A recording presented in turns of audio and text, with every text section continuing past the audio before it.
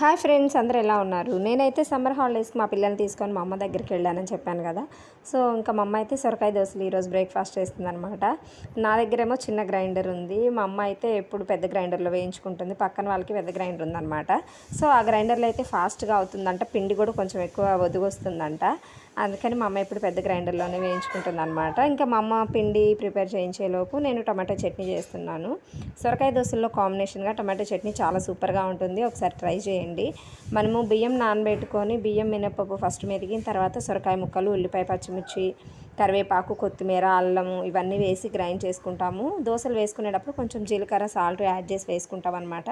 దోశలు అయితే చాలా టేస్టీగా ఉంటాయి. నార్మల్ దోశలు తినే కన్నా ఇలాంటి సమ్మర్లో ఇలా సొరకాయ దోశలు తింటే కొంచెం వాటర్ కంటెంట్ ఎక్కువ ఉంటుంది కాబట్టి అంత వేడి చేయదు. ఆయిల్ తక్కువగా వేసుకొని దోశలు వేసుకుంటే చాలా టేస్టీగా ఉంటాయి. మొన్నటి వరకు అయితే ఇది సమ్మర్ రైనీ సీజన్ అన్నట్లుంది, కానీ ఇప్పుడైతే ఎండలు బాగానే ఉన్నాయండి. So be careful. School start చేయబోయేసరికి ఎండలు కూడా స్టార్ట్ అయిపోయినాయి.